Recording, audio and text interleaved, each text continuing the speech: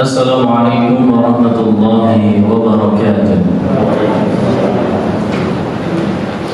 Alhamdulillah wassalatu wassalamu ala Rasulillah wa ala alihi wa ashabihi wa man wala wa la hawla wa la quwwata illa billahi amma ba'd. Ma'asyiral muslimin rahimani wa rahimakumullah jami'an. Alhamdulillah, segala puji kita panjatkan kehadirat Allah Subhanahu wa taala atas nikmat dan karunia yang telah Allah Subhanahu wa taala berikan kepada kita semua. Salawat dan salam adalah senantiasa kita haturkan kehadirat junjungan kita Nabi Agung Muhammad sallallahu alaihi wasallam beserta keluarga beliau, para sahabat beliau, demikian pula orang-orang saleh yang mengikuti jejak beliau sampai dengan hari kiamat. Ma'asyiral muslimin rahimani wa rahimakumullah jami'an. Izinkan pada sore hari ini kami menyampaikan sebuah tema kajian yang berjudul tentang keutamaan daripada ibadah puasa. Sebagaimana kita ketahui bersama bahwa ibadah puasa itu merupakan ibadah yang sifatnya wajib. Puasa di bulan Ramadan ini hukumnya wajib.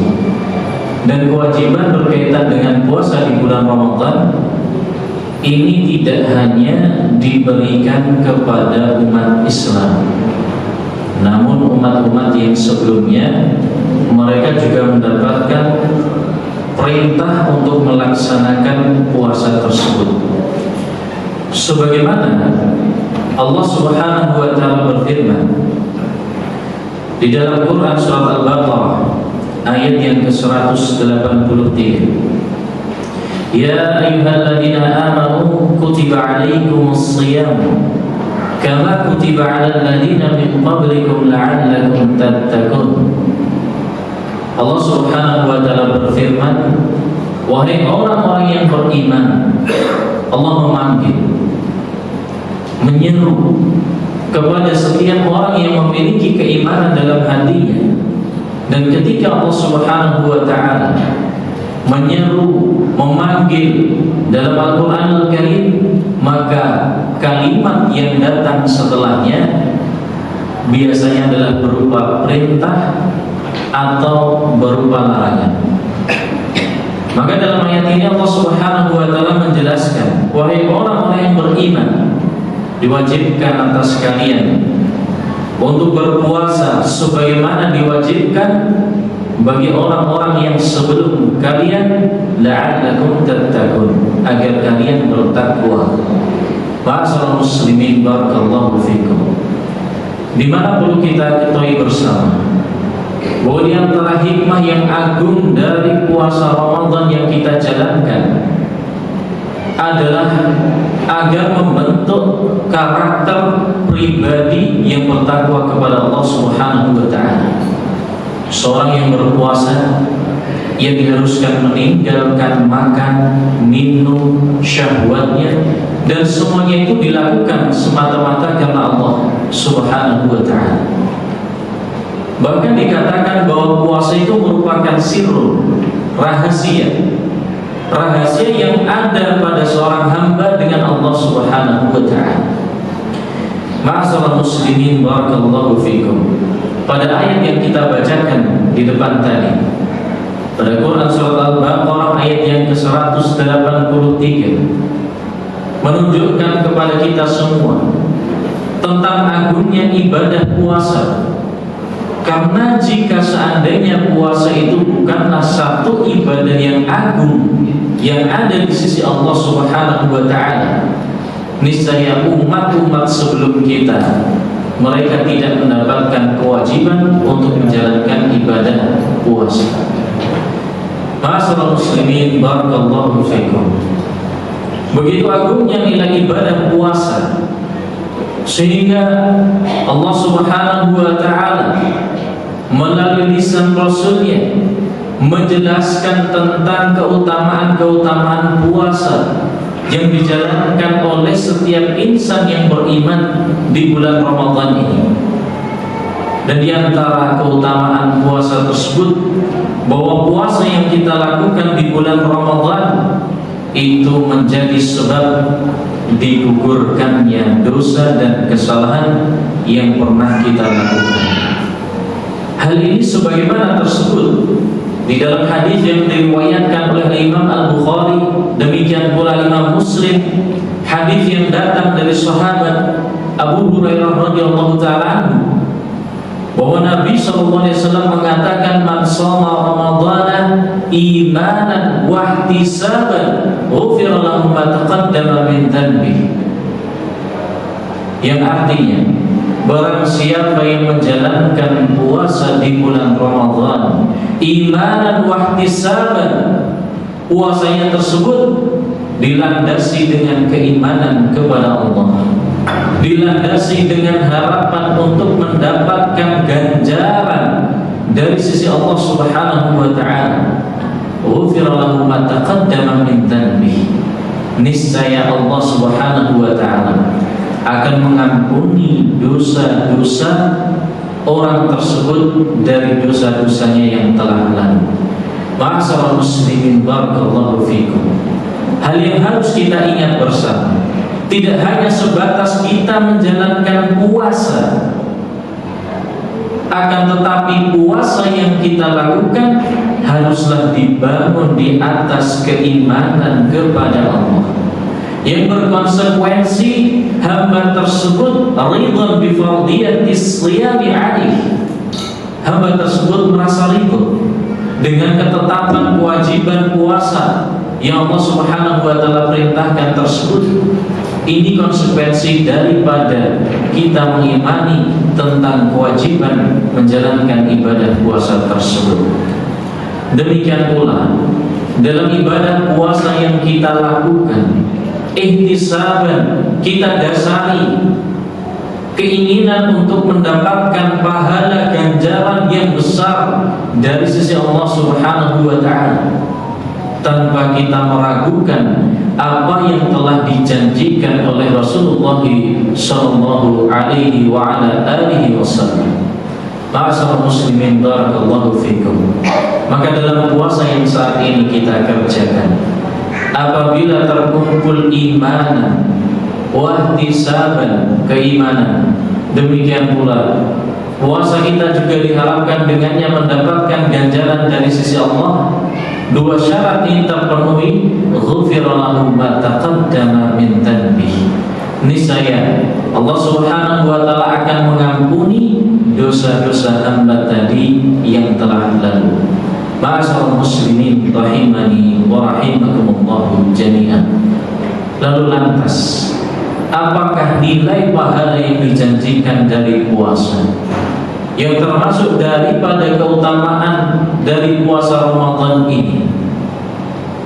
Sebagaimana disebutkan di dalam As-Sahihain pada hadis yang diriwayatkan oleh Imam Al-Bukhari dan Muslim dari sahabat Abu Hurairah radhiyallahu ta'ala anhu, bahwa Rasulullah SAW bersabda, qala Allah Ta'ala, Allah Subhanahu wa ta'ala berfirman, kullu amal bani Adam lahu illa as-sawma.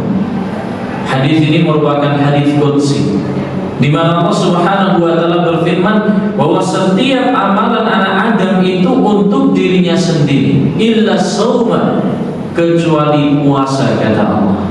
Fa innahu li wa ana ajzi bihi, kecuali puasa, kata Allah, karena puasa itu untukku dan aku yang akan memberikan batasan secara langsung. Ma'asyiral muslimin, barakallahu fiikum.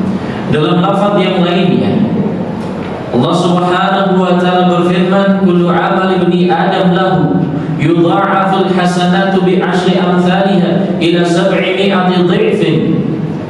Setiap amalan anak Adam itu bagi dirinya dilipat gandakan dari 10 sampai dengan 700 kebaikan. Qala Allah Ta'ala, Allah Subhanahu wa ta'ala berfirman, illa as-sawma, kecuali puasa. Fa innahu li wa ana ajzi bihi, puasa itu untuk aku, kata Allah, dan aku yang akan membalasnya langsung.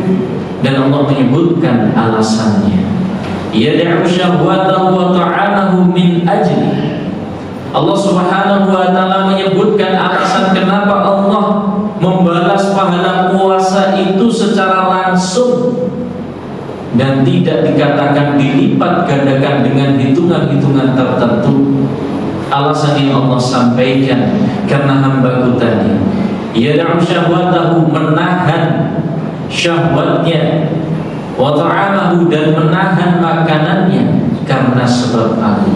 Bahasa muslimin rahimani wa rahimakumullah jami'an. Dari sini kita mengetahui bahwa kedudukan ibadah puasa di sisi Allah itu sangatlah mulia. Sampai-sampai Allah Subhanahu wa ta'ala betul-betul menghargai orang-orang yang meninggalkan syahwatnya, meninggalkan makannya, meninggalkan minumnya pada hari ini. Dan Allah hargai itu semua dengan harga yang sangat fantastis, luar biasa, dengan pahala yang tidak terbatas. Dalil yang lain yang menunjukkan bahwa puasa itu menghasilkan nilai pahala yang tidak terbatas. Tidak dikatakan 10 kali lipat, 700 kali lipat, 1000 kali lipat, tidak. Melainkan pahala yang sangat luas, tidak terbatas.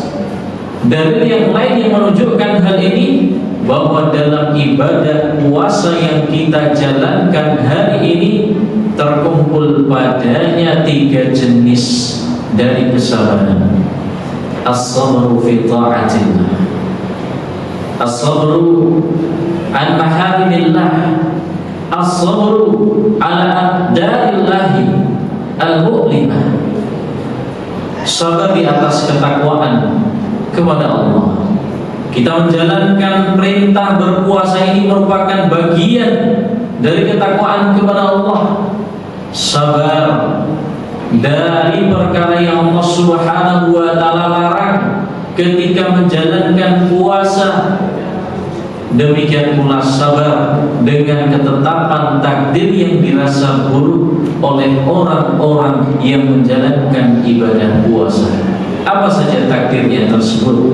Takdir yang dirasa buruk oleh orang-orang yang menjalankan ibadah puasa, minal ju' wal 'atas wa dha'fil badan wa dha'fil nafs, dari rasa lapar, rasa haus, lemahnya badan, lemahnya jiwa. Itu semua merupakan takdir yang dirasakan oleh orang yang menjalankan ibadah puasa. Tentu masing-masing dari kita tidak akan merasa kerasan dengan adanya rasa lapar, dengan rasanya adanya rasa haus, lemahnya badan, lemahnya jiwa. Akan tetapi itu semua kita tahan karena kita sedang menjalankan perintahnya Allah Subhanahu wa ta'ala.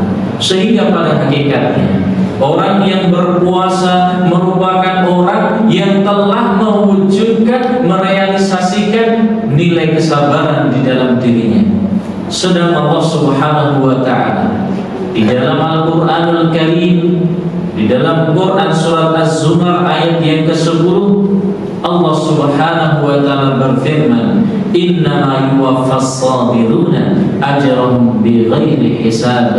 Hanya saja disempurnakan bagi orang-orang yang bersabar pahalanya bighairi hisab, tanpa batas. Sehingga orang yang berpuasa adalah orang yang bersabar, dan orang yang bersabar mendapatkan nilai ganjaran yang tidak terbatas.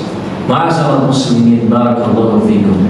Namun sayang, sebagian dari kaum muslimin di sana, di luar sana, mungkin terharamkan, terhalangi dari nikmat menjalankan ibadah puasa ini.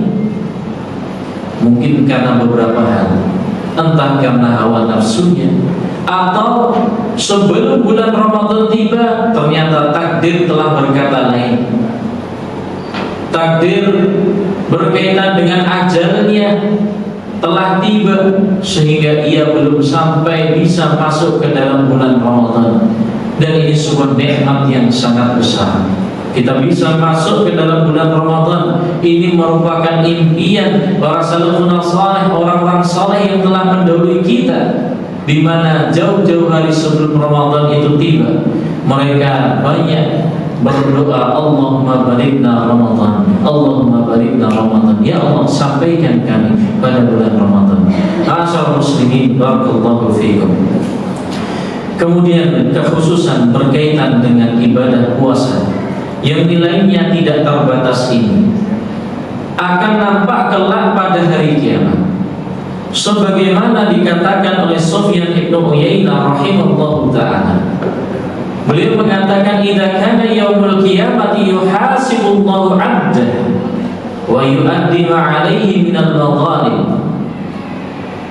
Apabila pada hari kiamat kelak, ketika Allah Subhanahu wa ta'ala menghisab para hambanya, lantas Allah tunaikan apa yang masih menjadi tanggungan dari para hamba tersebut dari kezaliman-kezaliman yang masih dibawa meninggal dunia.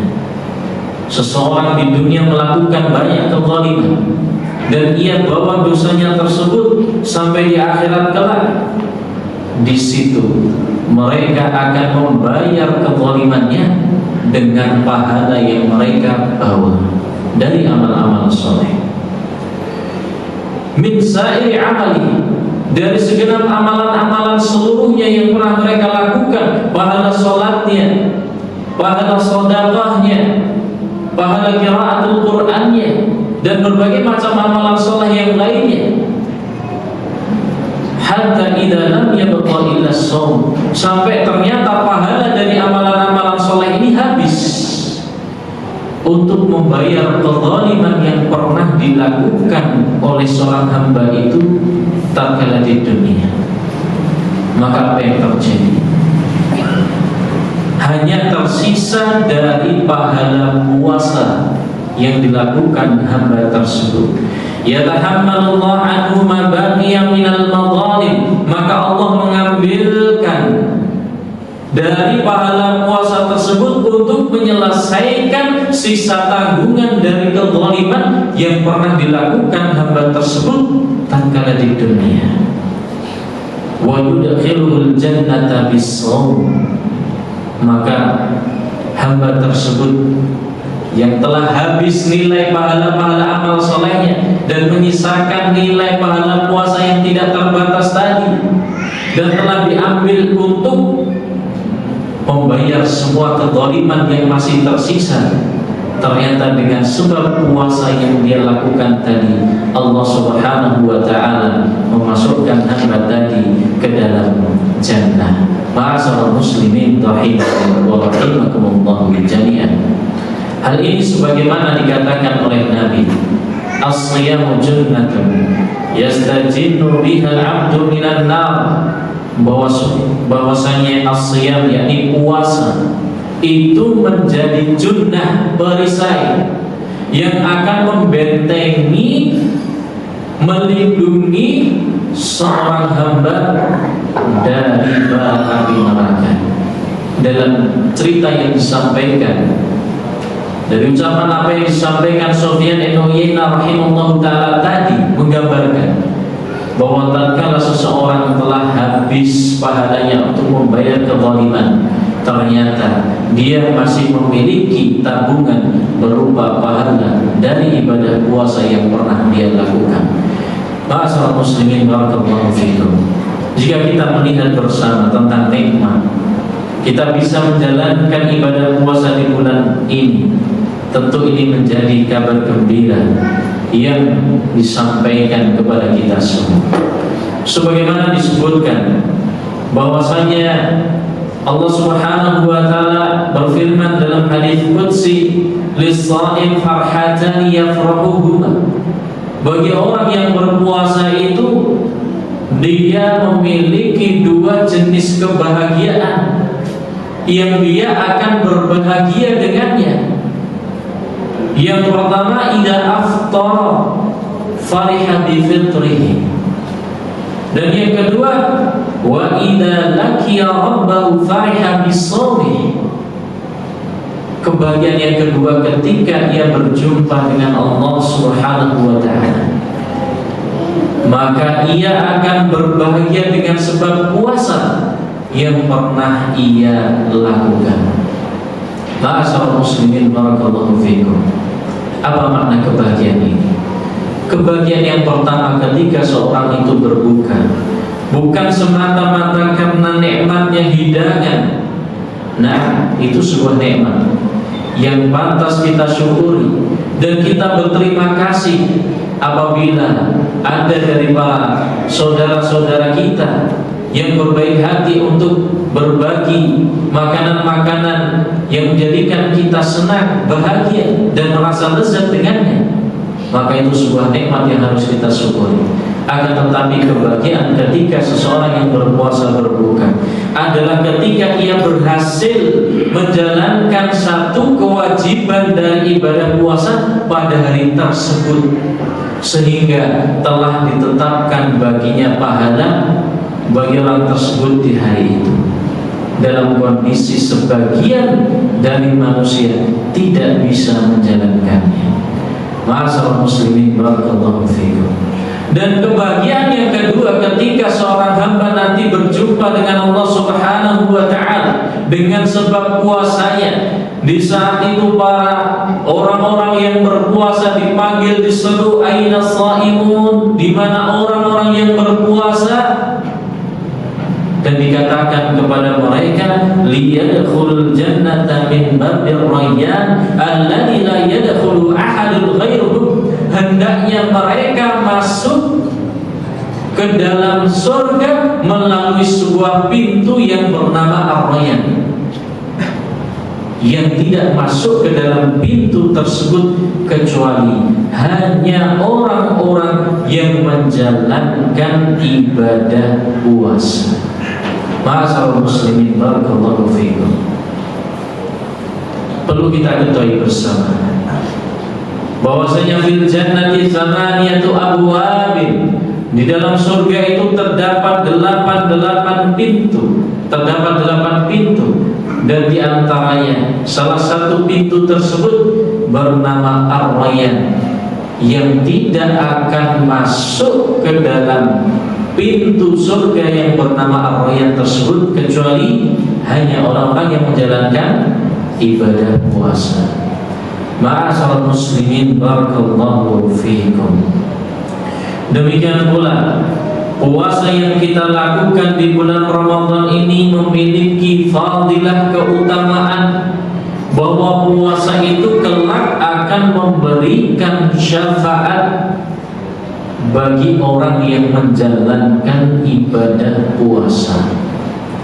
Sebagaimana hal ini disebutkan di dalam hadis yang diriwayatkan oleh Imam Ahmad rahimahullah taala, hadis yang datang dari Abdullah bin Amr radhiyallahu taala anhu, bahwa Nabi sallallahu alaihi wasallam bersabda, as-siyam wal Qur'an yashfa'ani lil 'abdi yaumal qiyamati, bahwasanya puasa dan Al-Quran keduanya akan memberikan syafaat bagi seorang hamba pada hari kiamat. Yaqulu as-siyam, puasa berkata, mana'tuhu at-ta'ama wasyahwata fasyafi'ni fihi, ya Allah, aku telah menghalangi hambamu itu dari makanannya, dari syahwatnya, maka izinkan untuk aku memberikan syafaat baginya. Wa yaqulul Qur'an, demikian pula Al-Quran mengatakan, mana'tuhu an-nawma bil-lail fasyafi'ni fihi, ya Allah, aku telah menghalangi hambamu dari tidur malamnya, maka izinkanlah aku untuk memberikan syafaat padanya. Orang-orang yang menghidupkan malam-malamnya di bulan Ramadan dengan membaca Al-Quran, ia menunda tidurnya untuk bisa membaca Al-Quran, maka kelak Al-Quran itu akan menjadi syafaat pada hari kiamat. Ma'asyiral muslimin barakallahu fikum. Qala fayashfa'ani, maka keduanya pun baik puasa demikian pula Al-Quran akan menjadi syafaat bagi seorang hamba pada hari kiamat kelak. Ma'asyiral muslimin, barakallahu fikum. Akan tetapi keutamaan yang begitu besar dari ibadah puasa yang saat ini kita jalani ini tidak akan bisa dihasilkan pahala yang diharapkan sebagaimana telah kita sebutkan di awal tadi.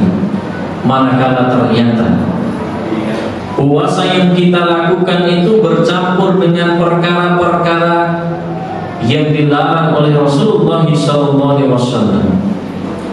Rasul SAW menghabarkan kepada kita semua di dalam sebuah hadis yang diriwayatkan oleh Imam Ahmad dari sahabat Abu Hurairah radhiyallahu ta'ala anhu, "Rubba sha'imin hadduhu min shiyamihi al-ju' wal 'atas."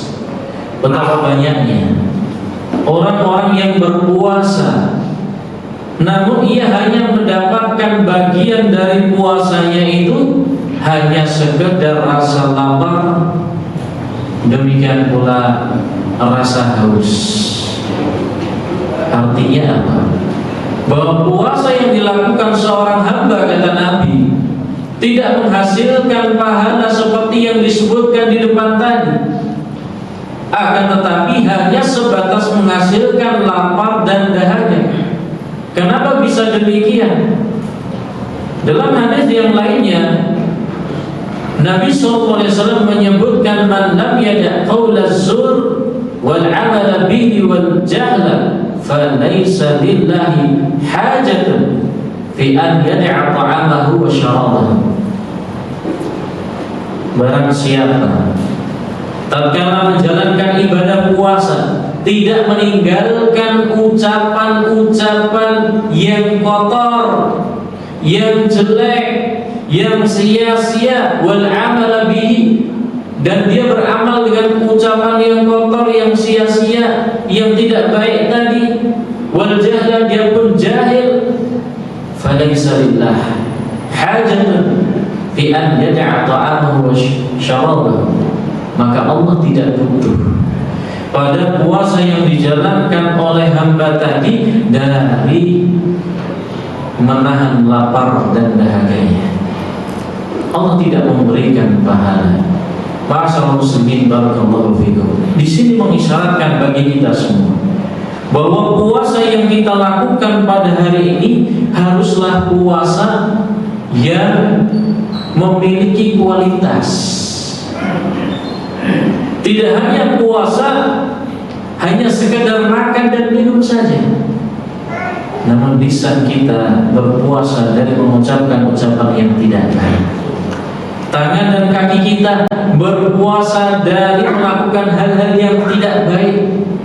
Lalu apa sajakah yang termasuk dari qauluz zur, ucapan-ucapan yang tidak baik, ucapan-ucapan yang sia-sia, yang manakala seorang hamba melakukan itu semua, maka nilai pahala puasanya akan berkurang, bahkan sampai bisa menghabiskan nilai pahala puasa tersebut, sehingga puasanya hanya sekedar mendapatkan haus dan lapar saja. Hal ini perlu untuk kita sampaikan agar kita menjaga, agar kita bisa mewujudkan kualitas puasa yang terbaik. Maka kita menjauhkan diri kita dari beberapa hal yang berikut ini. Yang pertama yang harus dijauhi oleh seorang yang menjalankan ibadah puasa, ia harus menjauhkan dirinya dari perbuatan dusta. Perbuatan dusta. Ma'asyiral muslimin, barakallahu fikum. Cukuplah apa yang disampaikan oleh Rasulullah SAW menjadi pengingat bagi kita. Ketika beliau memperingatkan, iyyakum wal kadhiba, fa innal kadhiba yahdi ilal fujur, wa innal fujura yahdi ilan nar. Hati-hatilah kalian dari kedustaan, karena kedustaan itu menunjukkan kepada dosa, dan dosa itu menunjukkan kepada neraka. wa la yazalu ar-rajulu yakdhibu wa yataharra al-kadhiba hatta yuktaba 'inda Allahi kadzaban. Dan senantiasa seorang hamba itu terus-menerus melakukan kedustaan dan menyengaja sampai ia dicatat di sisi Allah Subhanahu wa taala sebagai seorang pendusta.